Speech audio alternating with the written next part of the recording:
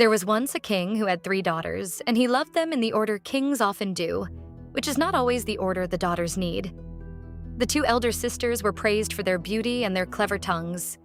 The youngest was praised for her patience, which is a quieter virtue and therefore suspected. When the time came for them to marry, the king made a law that sounded fair and was not. Whichever suitor came first to the palace gate would have the eldest. The second would have the middle. The third would have whoever remained. The sisters smiled because they imagined crowns and merchants' ships. The youngest said nothing, because she had learned that laws made in public are often traps in private. This is the story of the Enchanted Pig, and of the bones that had to be carried across the sea before anyone could call it a wedding. The eldest married a neighboring king within the month. The middle married a merchant with warehouses and a laugh like coins. The youngest waited in the upper room while the court whispered that she had been forgotten by fortune. Then one morning the gate bell rang, and the servants ran, and the court held its breath because the visitor was a pig. Not a pig in a sty. A pig in a velvet coat with gold at the collar, walking on his hind legs with the solemn dignity of someone who knows exactly what he is worth. His eyes were human eyes, which is the first sign in these tales that the world is about to ask too much of you. The king remembered his law. The pig asked for the hand of the youngest daughter. The hall went silent the way halls go silent when laughter would be cruel.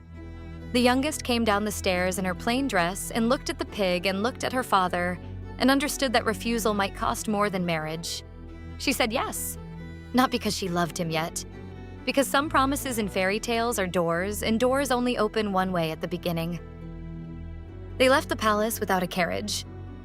The pig walked beside her on the road, and when the road narrowed, he asked her to ride on his back. And she did, because the tail had already chosen its shape. The first wonder was a wood where the leaves were silver and the light under them was cold and clean. He told her not to pluck a single leaf, and she did not, though the silver tempted her fingers the way pretty things always do. The second wonder was a hill made of glass, smooth and steep as a frozen wave. Ordinary feet would have broken on it. The pig ran, and she held on to the ridge of his shoulders and shut her eyes until the air stung, and they stood at the top with the world spread out below like a map that had no countries yet. She did not look down. She had learned on the first day of marriage that some rules are not spoken to insult you, but to keep you alive. They slept once in a hollow where the grass was ordinary and the stars were not. He did not become a man there. He only lay beside her, warm and breathing, and in the morning they went on without speaking of what the night had not required. By evening they came to a golden castle on a height where the windows caught the last sun and held it. Servants opened doors without speaking. Fires were lit. Food was set. The pig led her to a chamber and said, "At night I am a man. By day I must wear what the curse requires. Do not look at me until I tell you to look. Do not ask questions in the dark that you are not ready to hear answered." She agreed, because love in these stories often begins as a discipline, and discipline is easier than fear. For many nights she lay in the great bed and heard the pig leave, and heard a man's footsteps return, and felt a man's warmth beside her without turning her head.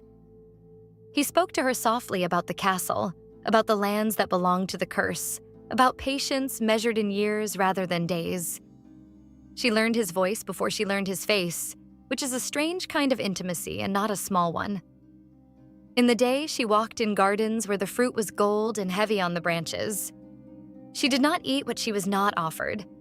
She did not touch what glittered without permission. The pig walked at her side with his human eyes, and the courtiers bowed as if bowing were a language they had been taught by fear. Once she asked whether the curse had a name. He said curses often do, but names are for those who break them, not for those who endure them. She asked how long endurance would be required. He said longer than impatience prefers, and shorter than despair believes. She laughed at that, quietly, and he sounded pleased, though she still had not seen his mouth. Her sisters came to visit, bringing sweet cakes and sweet words. They praised the castle. They praised her luck. They asked, with smiles sharp as pins, whether she had seen her husband's face yet. She said no, They said a wife who does not look is a wife who does not know what she owns. They left a gift wrapped in silk, a shirt for the prince, they said, embroidered by loving hands. She set it aside and forgot it, which would have been wisdom if forgetting were ever allowed to last in fairy tales. That night she broke the rule, not from cruelty, from the ordinary human need to see what sleeps beside you. She turned her head and saw a man young and exhausted, beautiful in the way cursed princes are beautiful, as if beauty were being borrowed on credit. She reached for the embroidered shirt to cover his shoulders against the draft, and the cloth touched his skin, and he woke with a cry that was not a man's cry alone. In an instant, the body beside her was gone. What remained on the bed were bones laid in the shape of a man, clean and white and terrible in their neatness. She understood then that the shirt was not a gift. It was a knife dressed as linen. She ran through the castle calling his name and found only echoes and servants with empty faces. At dawn, an owl came to the window with a bundle in its talons. The bundle was the bones, wrapped in the ruined shirt. The owl looked at her with eyes that were almost human, which should not have comforted her and did.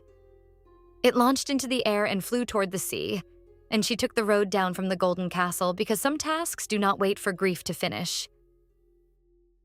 She walked until the silver wood thinned and the glass hill was behind her and the sea lay open, gray and wide, with no ship at the shore.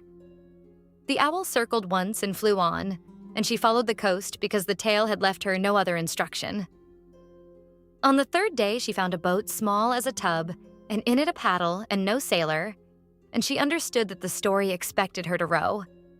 The water was cold. The bones were wrapped at her feet.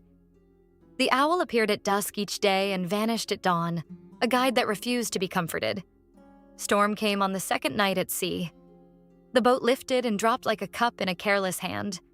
She spoke to the bundle the way some people speak to the dead, not expecting answer, needing voice. She promised, if he could hear, that she would finish what her curiosity had broken. The waves slapped the hull. The owl circled once in rain and was gone until morning. When she reached the far shore, the owl dropped the bundle on the sand and cried once and was gone. Before her stood a city with towers and bells and the smell of bread, and above the gates a proclamation that a prince would marry on Saturday, and that the streets should be hung with cloth. She tied her hair under a kerchief and went in as a stranger because restoration in these tales is never handed to you in your own name. In the palace kitchen, they gave her work because she asked for none, and therefore seemed useful. She carried water. She scrubbed stone. She kept her eyes down while the court prepared a wedding that was not hers, and yet was built from her mistake. The rival bride was beautiful in the loud way courts admire, all laughter and bright cloth. The prince, when he appeared, was pale and still, as if his body were present and his soul elsewhere. The youngest watched from the stairs and felt the bones wrapped in her room like a second heartbeat. An old cook told her, "If you want to be seen, cook something that makes the house remember hunger." On the eve of the wedding, she made a soup from herbs she had carried across the sea, and she set the bundle near the fire where the cloth could warm, because fairy tales are particular about heat and timing. The smell went up the stairs. The prince stopped in the corridor as if a bell had rung inside his chest. He did not know her face. He knew the discipline of not looking until told, and he knew that the tale was not finished. She was given one more task before midnight, to carry wine to the rival bride's chamber. In the hallway, she passed a mirror and did not look into it, because mirrors in palaces are often second rules. The rival laughed and spilled a drop on the stone and said the wedding would make the city famous. The youngest said nothing. Some answers in fairy tales are silence kept until the hearth is ready. She unwrapped the bones on the hearth where the servants would not enter without being called. She laid the shirt beside them, not to dress death, but to undo it. She washed the cloth in clear water until the poison left, the way she should have washed it before it ever touched his skin. The fire brightened without being fed. The bones drew breath. The man rose from the floor with the same eyes the pig had carried, the same exhausted grace. He took her hands and said her name, or the name the story gives her. And the wedding bells in the upper hall rang wrong, because false brides do not survive the moment truth stands up. The rival bride left the tale the way false things leave when no one has time to mourn them. The sisters were not invited to the second wedding. The king who had made the law at the gate was not mentioned again, which is how fairy tales punish fathers without troubling the happy ending. If you remember anything, remember the rule that sounded small and was not. Do not look until you are meant to look. Remember the pig in velvet. Remember that love in these stories is often work done with cold water, fire, and a bundle carried across the sea. This was Forgotten Fables. This was the Enchanted Pig. Follow the channel when you want the next country, the next age, the next story the loud world forgot.